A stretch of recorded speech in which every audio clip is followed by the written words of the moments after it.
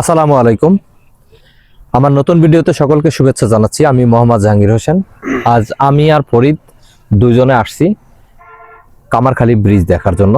আসলে কামারখালী ব্রিজ দেখার কিছু নেই, কারণ হচ্ছে কামারখালী ব্রিজের উপর দিয়ে অনেকবার যাতায়াত করেছি। আজ প্রথম পায়ে হেঁটে তারপরে হচ্ছে উত্তর সাইড দিয়ে নিচে নেমে, এই যে দেখেন, এই যে আমার সাইডেই, এই যে আমার আঙ্গুলের মাথায় দেখা যাচ্ছে, এটাই হচ্ছে কামারখালী ব্রিজ।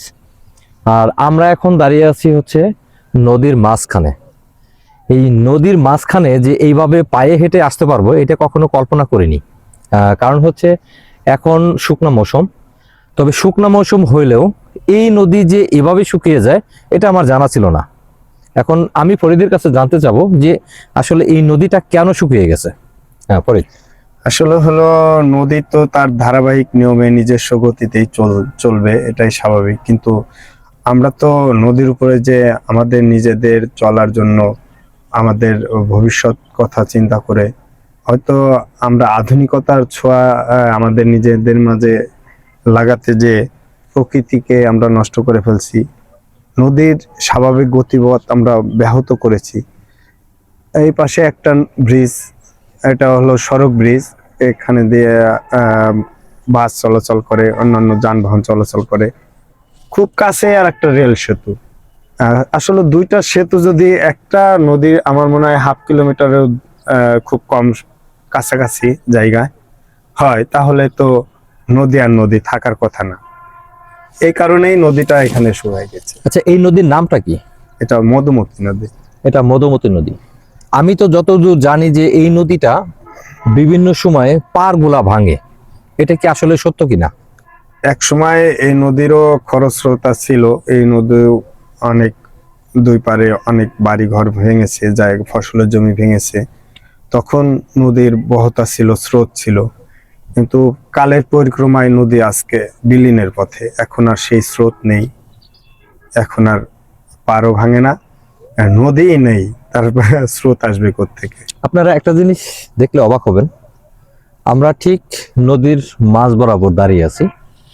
আমার এই পাশে দেখেন, ওই যে দূরে দেখা যায় পার, আর যদি এই পাশে ঘুরাই তাহলে এই যে পাশে দেখা যায় পার। মোটামুটি মাঝামাঝি পরিবেশে আছি। এই যে দেখেন পানি, একেবারে কিন্তু পানি নেই। এই যে পায়ে হেঁটে এই যে এতটুকু পানি, এই যে দেখতে পাচ্ছেন। আমি পায়ে জুতা পরা আছি, জুতা পরা যদি না থাকতাম তাহলে হয়তো আমি পায়ে হেঁটে ওই পাশে যেতে পারতাম। আপনারা একটাবার ভাবেন যে পদ্মা নদীর মতো এক সাইড ভাঙে এক সাইড গড়ে, কিন্তু এই নদীটা কিন্তু আসলে পদ্মা নদীর মতো এতটা ভাঙে না। তবে আগে এক সময় এই নদীটা ভাঙতো, এখন ভাঙে না। এই পাশে কামারখালী ব্রিজ, এই পাশে হচ্ছে এই যে আমার পিছনে দেখতে পাচ্ছেন স্ট্রাকচার গুলো দাঁড়িয়ে আছে, এগুলো হচ্ছে এটা রেল সেতু, নতুন করে নির্মাণ কাজ চলছে এখানে।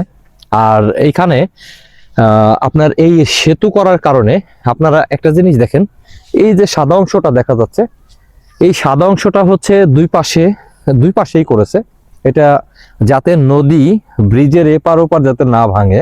যার কারণে এই স্থায়ী যে কি বলে এটাকে, প্রজেক্টটা যে স্থায়ীভাবে করেছে, যাতে এখানে আপনার পার না ভাঙে। অন্যান্য জায়গা ভাঙলেও সমস্যা নেই, যদি ব্রিজের পরে সামনের দিকে ব্রিজের সাইডে যদি ভাঙে তাহলে অবশ্যই বুঝতে পারছেন যে ক্ষতি হবে, যে কারণে এই স্থায়ী কাজটা করা। কিন্তু আমার কাছে সবচেয়ে অবাক লাগছে যে আমরা যেখানে হাউসফুল পানি থাকার কথা ছিল, যেখান দিয়ে ট্রলার চলতো, তারপরে হচ্ছে নদীর এই পার থেকে ওই পারে যানবাহনগুলা পার হতেও হচ্ছে কি বলে ফেরিতে। আমি একবার ফেরিতে পার হয়েছিলাম, কারণ হচ্ছে মাগুরা জেলার সাথে আমাদের ফরিদপুর জেলার কোনো ব্রিজ ছিল না তখন। কামারখালী ব্রিজ হওয়ার আগের কথা, তখন আমি অনেক ছোট। ওই সময়টা আমি একবার ফেরিতে করে কামারখালী মাগুরাতে গিয়েছিলাম আমার বোনের বাড়িতে। তো আজ এখন আর কামারখালী ব্রিজের উপর দিয়েই হচ্ছে গাড়িগুলা চলে। আর এই নদীর যে অবস্থাটা, এটা আপনারা নিজেরাই দেখতে পাচ্ছেন। এমন দৃশ্য দেখার আসলে আমি কোনো সময় প্রস্তুত ছিলাম না যে এই নদীর মাঝখানে পায়ে হেঁটে চলাচল করব। এখন আপনাদের মাঝে ফরিদ আমাদের মাঝে একটু কথা বলুক। আসলে নদী তো এখন আমরাই এর পিছনে দায়ী, নদী ধ্বংসের পিছনে আমরাই দায়ী। কারণ এত কাছাকাছি দুইটা ব্রিজের একটা নদীর উপরে আমার মনে হয় না করা যুক্তিগত। যাই হোক, এটা বাংলাদেশ গভর্নমেন্ট এরা কেন এত কাছাকাছি দুইটা ব্রিজের অনুমোদন দিয়েছে এরা আমরাই ভালো বুঝতে পারবে। তবে যে প্রকৃতির উপরে যে আমরা অনেকটাই অত্যাচার করছি, এটা কিন্তু এখানে না আসলে আমরা বুঝতে পারবো না। ফরিদের কাছে গুরুত্বপূর্ণ কথা শুনলাম। দর্শক, আপনাদেরকে সবাইকে অসংখ্য ধন্যবাদ আমাদের ভিডিওর সাথে থাকার জন্য। আপনাদের প্রতি আমার একটাই রিকোয়েস্ট, আমার এই ভিডিওটা যদি আপনারা পেজে দেখেন, ফেসবুক পেজে দেখেন, অবশ্যই আমার পেজটা ফলো করে দিবেন।